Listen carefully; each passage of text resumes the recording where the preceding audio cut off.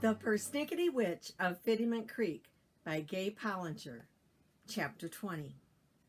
Life back at Fiddyment was very busy between Thanksgiving and Christmas.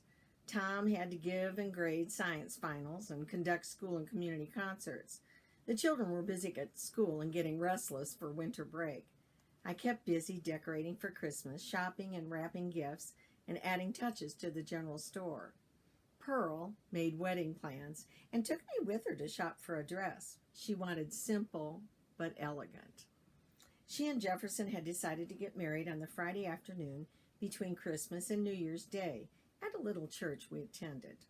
It made perfect sense, since out-of-town guests would be able to come, and the church would still be decorated with trees and poinsettias and candles. The fellowship hall would be used for the cake and punch reception.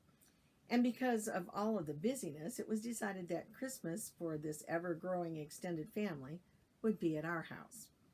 On Christmas Eve, we all attended the candlelight service at church, which was exquisite with its decor of simply lit pine trees, poinsettias, green wreaths with huge plaid bows, and glowing candles. It gave us a prelude to the wedding in a few days.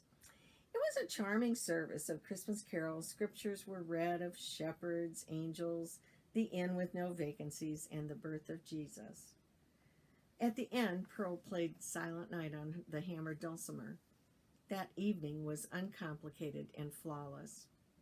It snowed while we were inside the church. Enormous, heavy snowflakes tumbled out of the sky and formed a blanket of shimmering white.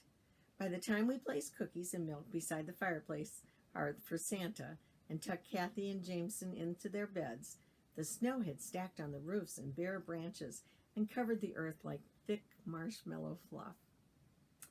"Yes, of course Santa will be able to find our house. He loves the snow," Tom replied to Jameson's worried questions as he closed the bedroom door. While Tom was upstairs, Pearl, Jefferson, and I started pulling gifts and toys from hidden places. Jefferson began to put together a train track around the tree.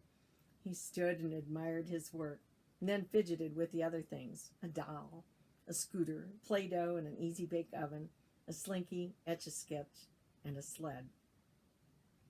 "I'm glad you decided to spend the night here," I commented to no one in particular. "The kids are so excited they'll be up early to see what Santa brought.